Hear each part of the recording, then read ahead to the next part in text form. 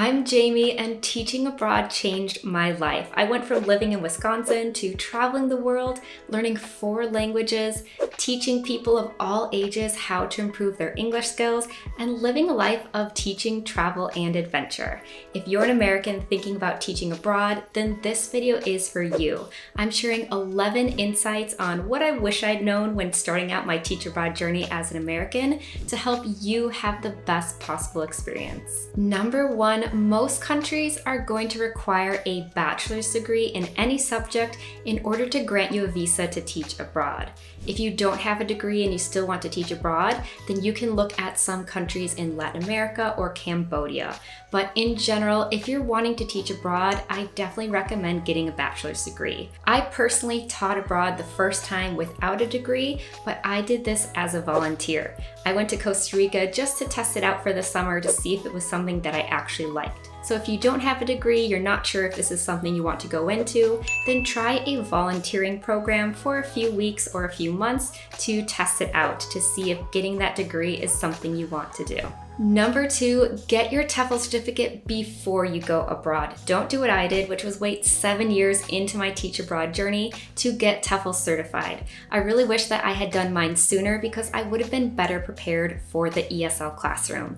In your TEFL certificate course, you will learn different techniques on how to teach English as a second language specifically, and it's good for life, so you might as well get it done now. If you'd like some recommendations for courses that you can take, then just fill out my survey, which is linked in the description, and I will email you back with some recommendations. Number 3, if you've never taught abroad before, then look into teach abroad programs. These are usually government-sponsored programs where they place native speakers as English language assistants in local classrooms. Americans can teach in countries like France, Spain, Hungary, South Korea, Japan. There's a lot of different programs out there. I personally did 2 different programs in Spain, and if you'd like to learn more about these teach abroad programs, then check out the blog post linked down below with all of the details. Number 4, some countries are going to hire you from the US, whereas some countries prefer to hire you in person. This means that you need to travel to those countries on a tourist visa, interview in person, and then with a signed contract, you can convert to a work permit or a work visa. This is more common in places like Asia and Latin America, and not as common in the Middle East or in Europe.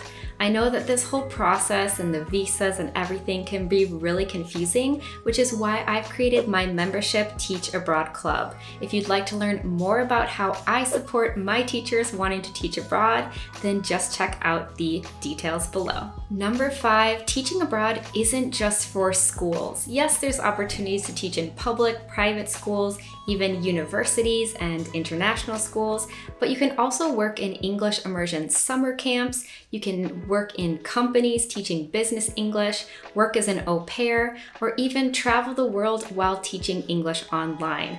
I definitely didn't know this when I was first teaching abroad. Number 6, have a backup plan. You never know what's going to happen. Maybe your visa is taking too long, they found another teacher and now they don't need you.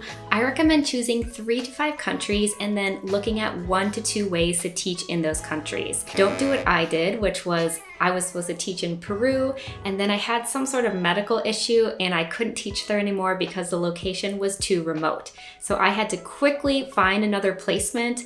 Luckily, I found something in Costa Rica, but if I had had a backup plan, it would have been a lot less stress. Number 7, prepare yourself for all the paperwork. Honestly, it's the worst part about teaching abroad. You're going to need to get different documents like your birth certificate, your transcripts, your degree, your TEFL certificate, maybe a police check. You might need them translated or certified. It is such a headache and hassle, but just go through with it because at the end you will be living your life abroad and enjoying every minute. Number 8, open a local bank account as soon as you arrive in your new country. Sometimes you can do this with your passport, but sometimes you will need to wait for your residency card or your work permit in order to do this. If you want to transfer money between your US bank account and your new bank account, then I recommend using a free app called Wise. This is going to have the lowest fees and the best US exchange rates. I've been using this for years and highly recommend it. Number 9, taxes. And just as a disclaimer, I am not a tax agent. Please talk to a tax professional about your own situation, as everyone's tax situation is different. But in general, US expats are taxed worldwide no matter where they're living. This means that if you're teaching abroad for the whole year, then you still have to file your US taxes. This doesn't necessarily mean you're paying double taxes. A lot of countries have tax treaties to prevent this, but just know that Americans abroad have to file US taxes every year. Number 10, you're going to experience culture shock and homesickness. This is just part of teaching abroad, and the best way to deal with these things is to be flexible, have an open mind, and be open to new experiences. This will help you understand your new culture.